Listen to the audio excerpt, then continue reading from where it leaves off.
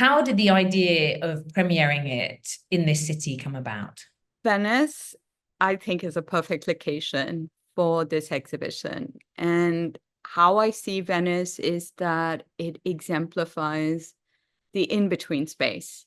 So the space that could be between human and water, citizen, migrant, visible, invisible, material, and the imaginary, or even like the real and the mythic, or the power and powerlessness, like all these states of the in-between, which I think are really fecund for me as well throughout my practice.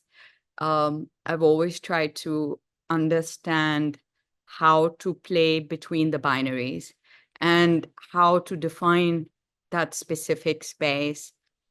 And can this particular show, Collective Behavior, really examines those themes and kind of constructs these kinship systems that could be seen between experience, consciousness, culture, and race. Like these are like broad themes that are very abundant in my practice. So that's sort of how I was imagining Venice for myself. And, collective behavior is also a collaborative project between the curators, the artists, but also the institutions. So when we were looking at it, we were thinking how to provide sort of an understanding of pre-modern themes and topics that also resonate with contemporary themes and concerns. And I think that idea is you will see throughout the exhibition when you walk through the show.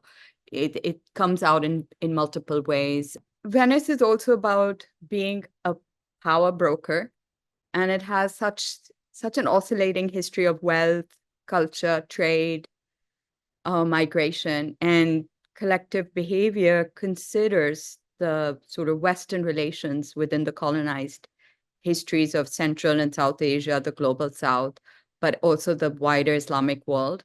So when I'm thinking about all of this, I'm really also thinking how to center women's narratives, and especially in the uneven power relations, ongoing legacies of colonialism.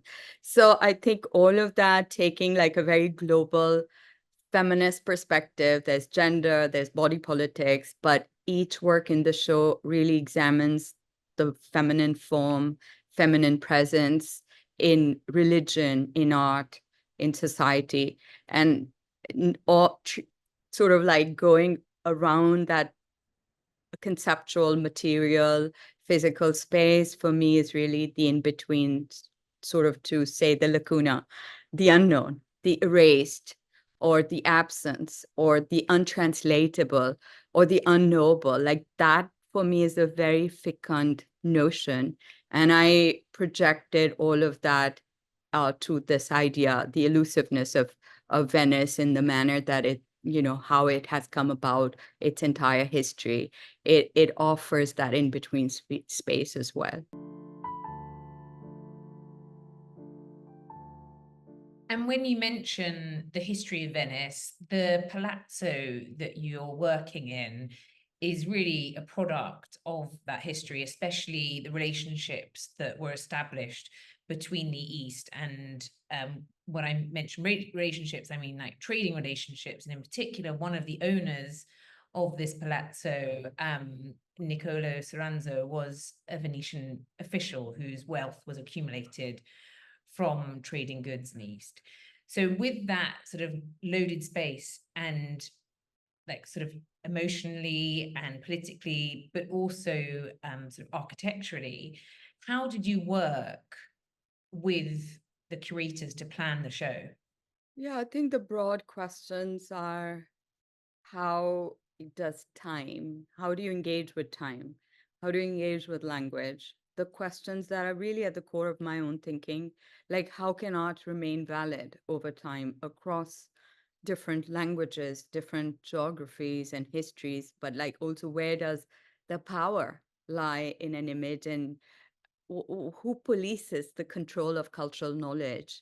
how does art history play a role, and how are beliefs tied to reproduction of cultural knowledge. So all of those things are really critical when I'm looking at this elusive history of Venice, its interface in particular with Islamic cultures, its um, how that history is very present in its DNA. It's there, but oftentimes it doesn't get understood or doesn't really rise to the surface. Like if you're walking around, very rarely do you ever hear about the histories of Islamic influences there. So I was really aware of that and wanting to see how some of those crossovers would naturally come to life, come to surface in the way my work would engage with the site. So there's that as well. But I think if you think about the work or the practice deconstructing colonial, post-colonial histories, and also pictorial traditions that I've engaged with, they the ones that I'm interested in, they never sit comfortably in the center of Western art history. So there is already this play which is uh, very much at the core of how I kind of want to activate the way we think about the pluralities of histories, but also how trade migration played a role. And when we understand Western art history, we often sort of single out the Greco-Roman against, like, say, the flourishing art traditions of Gandhara or Kushan. That's just one example. So how these networks of movements, of objects, people, resources, they were so crucial in shaping Venice. And they are the concerns that I'm interested in terms of how we understand these influences and histories. And basically, whoever gets to tell the story often is the highest bidder. So how narrative building and the way we understand, especially, colonial narratives that are problematic, how do we negotiate that space? How do we re-engage? How do we create notions of reestablishing ways of points of entry? So I think I was thinking about all of that, like the Venetian historical maritime links to the ancient world's trade and migration routes, whether it's the Adriatic, Eastern Europe, or it's, plunder of the Byzantine, Northern Africa, Middle East, Persia, China. Like, what are these networks? How do they get activated in the space, in bringing my work together in that particular site?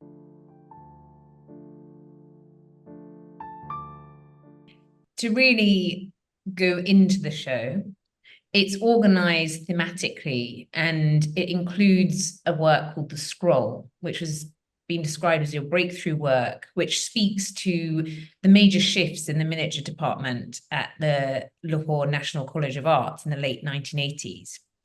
And as a pioneer for a generation of artists who have later been described as neo-miniaturists, and being the first to teach alongside the legend Bashir Ahmed, how has your relationship with this historic technique changed since then? Well, first of all, it's so exciting for me to not just share the scroll in this exhibit, but also an earlier work that we were able to bring from Pakistan. And I think it was shown for the first time in any of my exhibits, is a work that is a study for the scroll painting.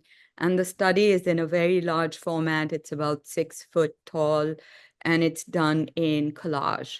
So having that work in conversation with some of my more recent works, I could see that how the collage has this very uncanny relationship to later, like the pixel, engaging the idea of the pixel in the animated works, or the notion of the mosaic. And in public art projects that I've done, in some smaller scale mosaic works, like there's a stark connection to so much of the later work, but it's a real direct link to clarifying ideas for the scroll. And it's not done in the miniature style.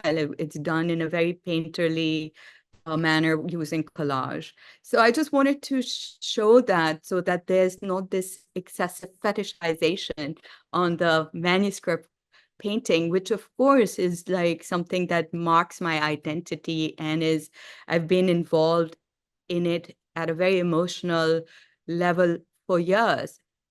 But as a thinker, as an artist, like for me, making art is a thinking activity. So even though I had to train myself to, practice a particular craft, which demanded focus, control of hand and mind, very labor intensive.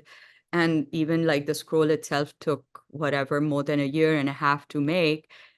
The ideas that were explored in it needed to be handled in a different time space, right? So I wanted to share that there is more to an artist than just one work, if that makes sense. But in terms of transforming like the manuscript painting's status, from very nostalgic and say traditional to a idiom which could be born of its own time and space, quote unquote, like contemporary, that became really my personal goal, especially after the thesis, which was the scroll, which was created in 1989 to 90. Yeah, like it literally broke open the mold for what could be considered a contemporary miniature in Lahore, Pakistan, at the National College of Arts at that time. And that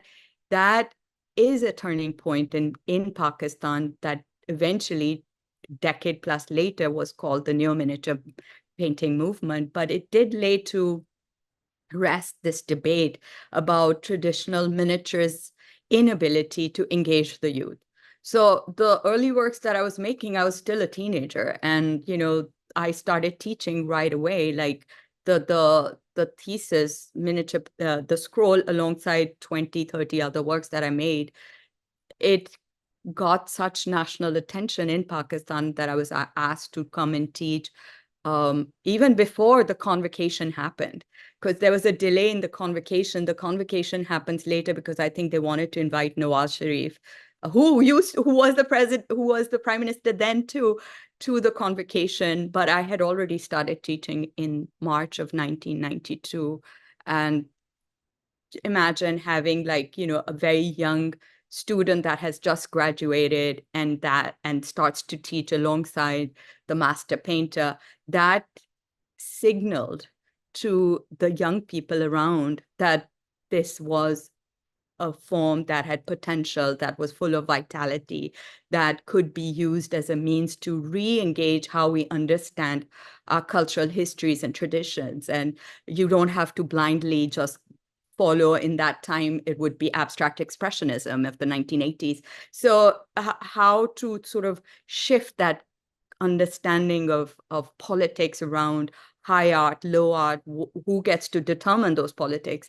So I had suddenly miniature painting is gained a lot of real estate at the National College of Arts. There were suddenly 15 people, and Bashir Ahmed, was operating out of literally like a 12-foot by 12-foot room, and he gains more attention, more space, more young kids are coming in. And I feel like I was very much a part of that shift and that game-changing aspect especially in Pakistan at that time in the late 1980s. So when you think of that era, also, you have to understand that that's a time of Zia-ul Haq's military dictatorship. And it is in the backyard, so to speak, is Afghan, Pak, US, Soviet war unfolding. And it's being marked by diminishing women's rights in Pakistan. And so I was really inspired by women that were around me, whether they were women activists, artists, poets, many of my own female friends. And that is that the protagonist in the painting is basically a amalgamation of that spirit, the feminine spirit that is kind of has this ghost-like presence in the in the painting itself, because it's engaging in its own time and space very differently to the way other characters are anchored in the space. And I think that for me was really a very pivotal theme that I wanted to inject into the scroll and create a very separate demarcation from the usual topics, which would be contemporary weddings or contemporary spring festivals, or anything that was traditional, but we had to give it a contemporary twist. So I wanted to really dive in and think about things that are very hard to to explore, like the flux of youth, the instability of creating exploring the emotional space within the manuscript tradition. So I wanted to understand like what that, as a young female, how she could take with her the audience into this threshold, a new threshold. So literally, you often see her from the back. She's the one who is walking through that space. It could be a day, it could be a lifetime, it could be a timelessness. And I think that protagonist evolves later, even in my most recent works, as this character that is rooted into herself, sort of like the immigrant feminine character that carries its roots wherever it goes. And I see that it's very present in the scroll, like decades earlier, especially when I did this work recently with Snapchat and made a lens called The Apparition. And it's about a kind of a feminine ghost, which is basically the sculpture, which is on the roof of the courthouse. And how do we engage with it? So you engage with it through the AR lens. And I was thinking, I was like, oh, isn't that uncanny that it could be the protagonist that's in the earliest painting, like the scroll.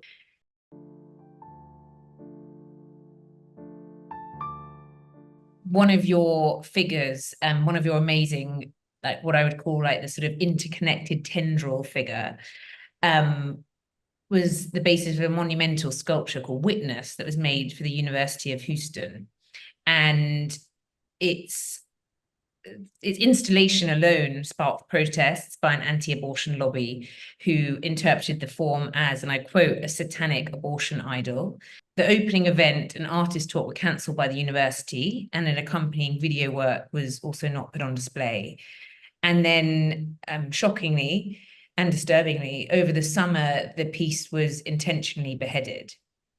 And I saw at the time of the opening, you released a T-shirt with an organization called Planned Parenthood of Greater New York. And you've also sort of chosen to leave the sculpture headless. This must have been a really, really traumatic time for you. And I just wanted to gauge like what you take from the reaction, because you could argue that it's really ultimately your work is a really successful gesture. There's so many layers to unpack here, because I made the sculpture as a response to a painting which was censored in 2001. It was part of a mural I was making at Skaddenop's law firm. At that time, around that time, you know, post Whitney Biennial, there was a large group of artists that were commissioned to do different projects. And I was also painting, especially at nighttime, like I would have access from midnight till 3.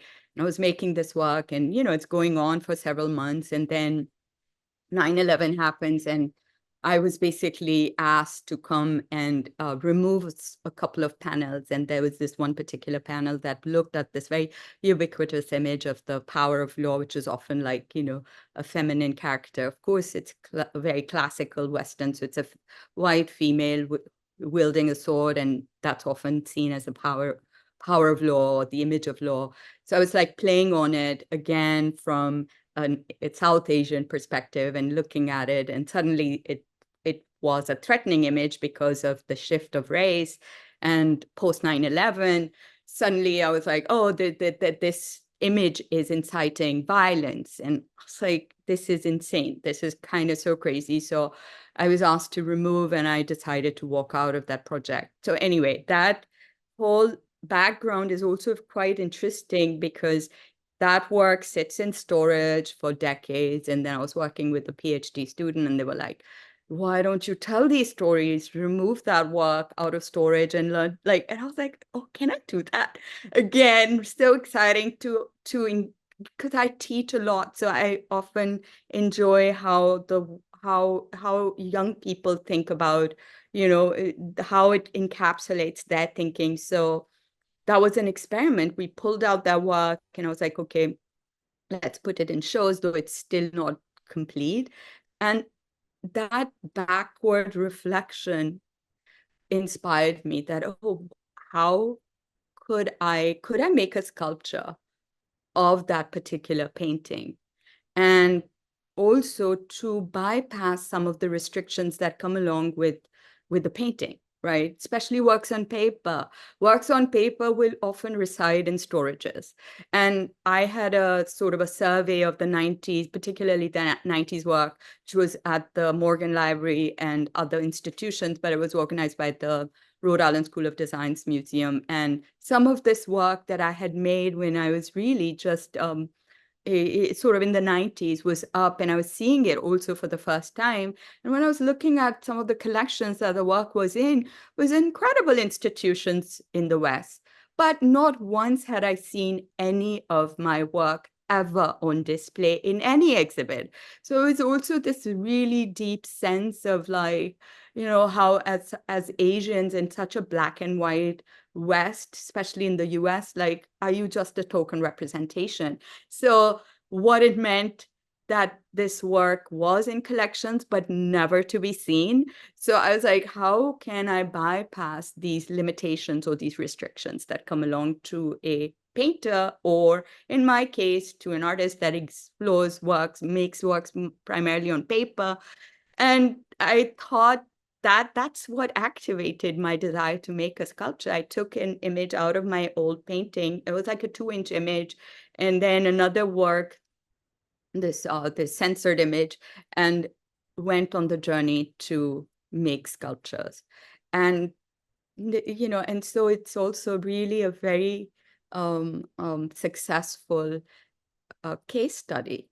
So in terms of like what has happened in terms of not just the censorship, but also in terms of optics of power, women in power, but also in terms of how, as an artist, I was able to engage with a younger generation that has addressed the work from multiple lenses, whether it's queer theory, whether it's feminist powers, but a different language. So it's not continuously hijacked by your biography, right? Or like reduction to straitjacketed in terms of who you are, or identity politics of the 90s. So just that itself, as I said, there's so many layers here. But coming back to your question about the beheading of this sculpture, of course, it's a crazy, violent act, but I have decided to leave it as is, to reflect that violence has its own history. It has its historical echoes. And I think in that sense, the sculpture also represents the sort of perhaps the powerlessness that often is imposed on women within systems of justice and society. So art becomes really a historical living document. I'm underscoring that kind of pervasive violence that women face and the continued attempt to silence them. In my own experience, there's been incredible amounts of erasure, even in terms of my own chronology and engagement with, being very much as a pioneer of the miniature painting movement in Pakistan, and much of that history gets erased again and again. So I understand also like how, narratives of erasure are fluid around women and their contributions to society, to culture, to histories. But in this particular instance, it's the fear, right? It's the fear that lurks.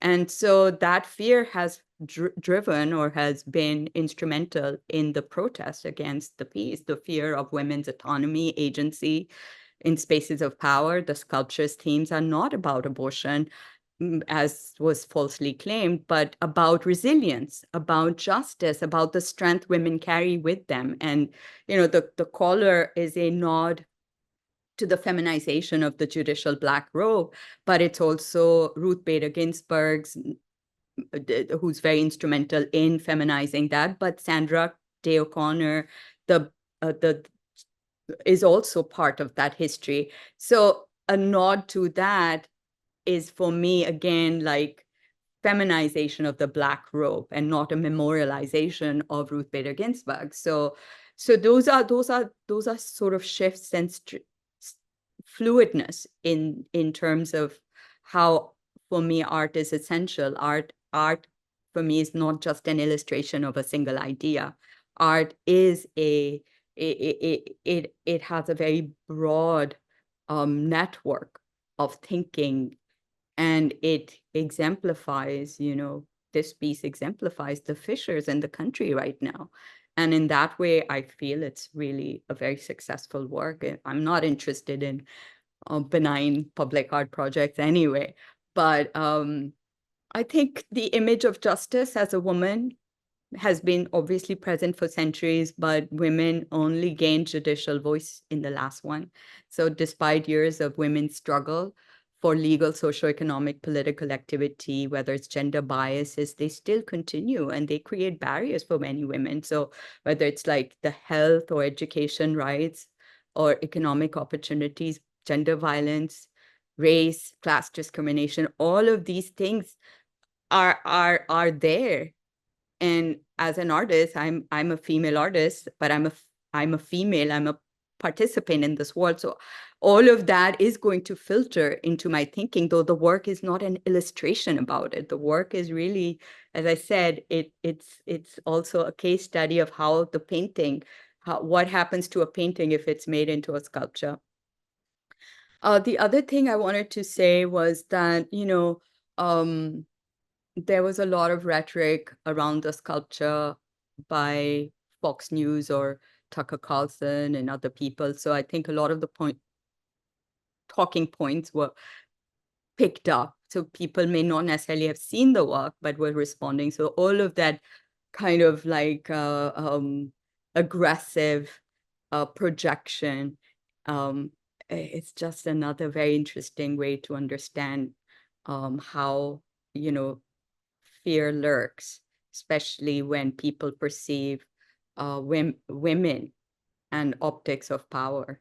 It's that it kind of threatens, creates threats to that fear. So exposing that, if the art can expose that lurking fear, that to me is really a successful art form anyway, because the art has then the power to confront.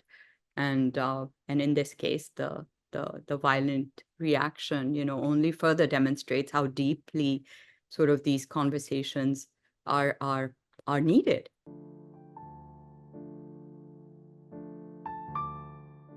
I really appreciate you taking us back to the history of it, because that's something that also has not, I don't think, from the reading around everything I've done, has not really been looked at. Exactly. That's why I was just saying that there are so many layers here. And of course, certain aspects get hijacked, even in terms of the satanic features or the notion of the braids that are coiled in the form of a ram's horns. I was taking literally that iconography from the courthouse. So the relationship that the sculpture has to the courthouse is that when I created it, it was intended to be a large sculpture in the Madison Square Park. And next door to the Madison Square Park is the First Appellate Division of the Supreme Court Division in New York State's court. So it's next door. And I wanted to have like a sort of a sister version of the sculpture Witness, which is called Now, as sort of a play on now, the urgency of now, but also National Organization of Women. And that sits atop on the roof of the courthouse. So I was taking into account my research of the courthouse to create the sculptures, though they were in dialogue with my painting. I was also very aware of the courthouse. So I'm using the skirt that exists in my 90s paintings as this sort of a space of abundance, expandable space for women and women's agency. Like there are so many paintings where the woman is sort of walking and trailing and that her skirt keeps expanding, where she keeps carrying her baggage and she's like a baggage warrior. And I was taking that idea and equating it to the dome, the beautiful glass ceiling dome in the courthouse, and how she sort of like breaks through that proverbial glass ceiling. So that becomes the armature for Witness. And then the fact that she's also placed on her own plinth and sits now on top of the courthouse. I think that also is really probably what bothered men, because the optics of that are quite different, right? Like that's on the courthouse roof. So that was really, I thought, very interesting and subversive for me to have proposed this project to the courthouse in collaboration with the Madison Square Part. And they were very keen. They were like, yes, let's do this. So I think artists are like that. You have to be thinking outside of the box all the time. Like that's my job as an artist. I have never really taken on a very commercial career of just like reproducing the same work again and again to fill out a commercial entity. But I've always, for me, being an artist is a thinker.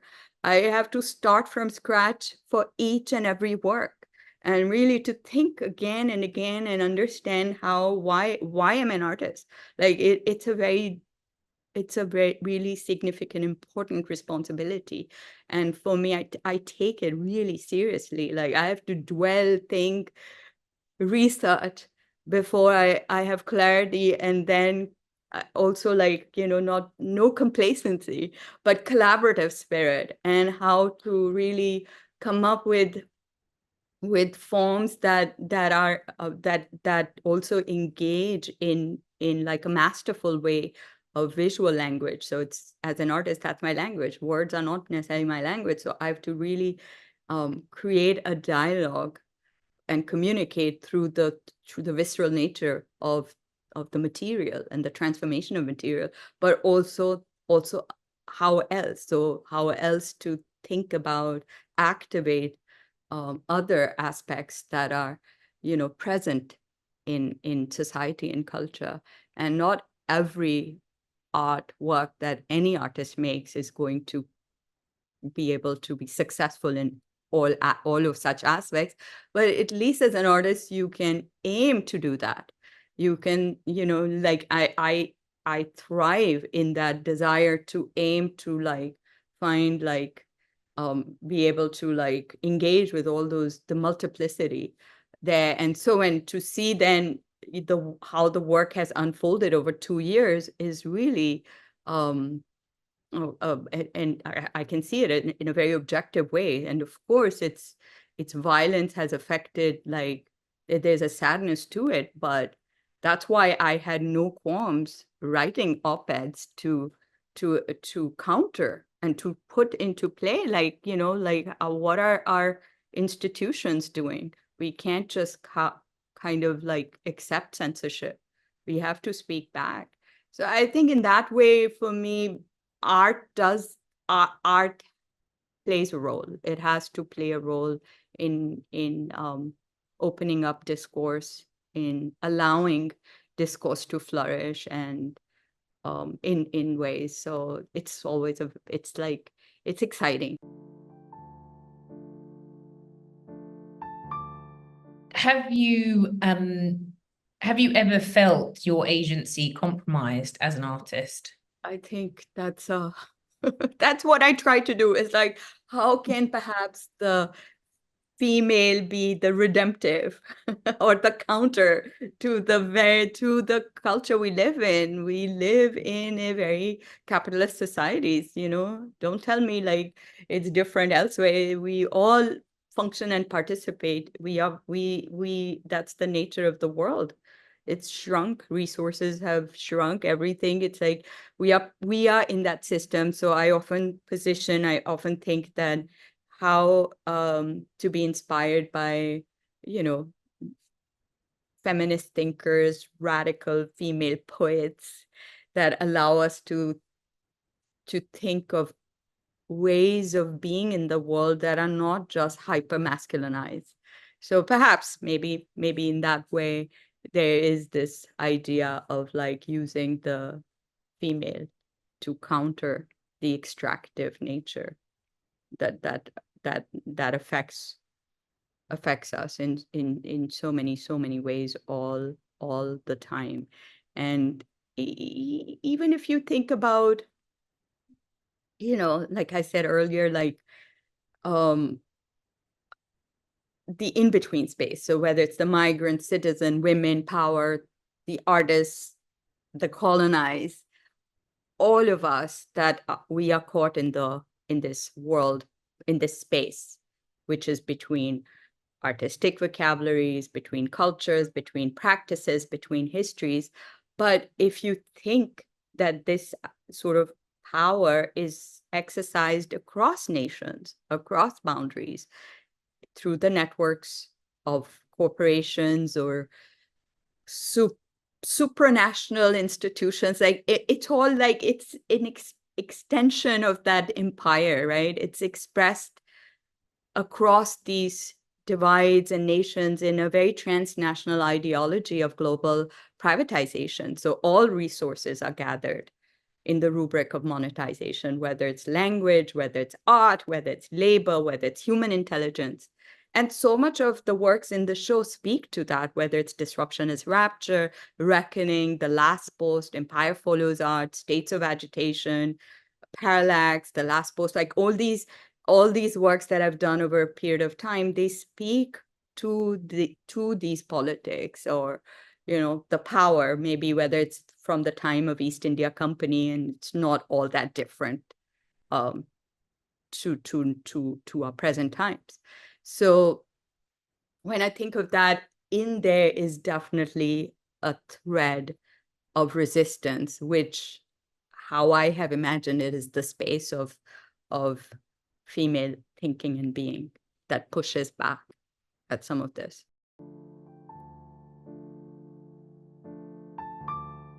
To go back to your show in Venice, you've created several exceptionally delicate, beautiful works that are made from glass, like Liquid Light version 2. And it's suspended in front of the palace windows. So obviously, as the day progresses, you get different reflections. And the material has a really strong association with Venice. And I thought it'd be interesting for you to reflect on spending time in the city, which you have done a lot of in the lead up and during the show. What did the space reveal about itself? I have been working with glass for over a decade or more now, but light, the notion of light is very intrinsic to how I think of myself as a painter. It's like, how do I trap layers of light in my work, and how does light really become a kind of an ingredient or a language? So kind of thinking in glass was a very natural expansion of my works in on paper. So having this opportunity with these massive, crazy, large-scale windows in this palazzo, I was like, oh, I have to do something in glass that can play with light and create a relationship also to the works that are in the exhibition. So I was imagining glass, like what is the function of glass, how glass can make visible states that are between solid and liquid, that are about opacity and transparency, also the elasticity and hardness. So it's there's so much metaphor in glass, but it's a very beautiful, alive, creative material.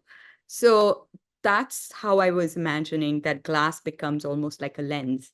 And through that lens, yet another catalyst to shatter binaries or fixed definitions, whether of the other or of the foreigners. The theme was foreigners everywhere, but like, how could I use that as a lens? So that's how I imagined it coming to glass as a material in the work in Venice, but also, of course, Venice's history.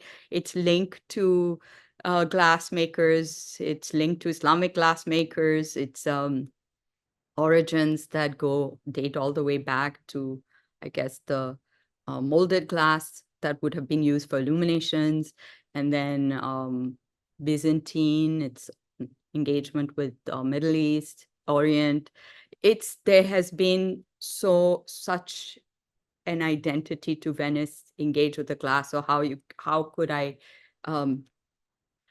diversify that one zone and also show that so many influences are coming from outside of Europe into that history.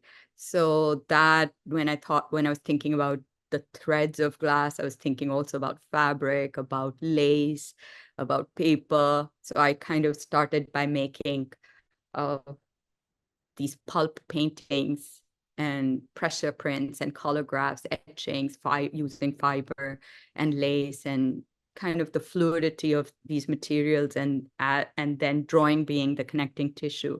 So some of that material is also in the vitrine in one of the rooms, and then some of those images were used to create these glass pieces that are on these windows in the palazzo.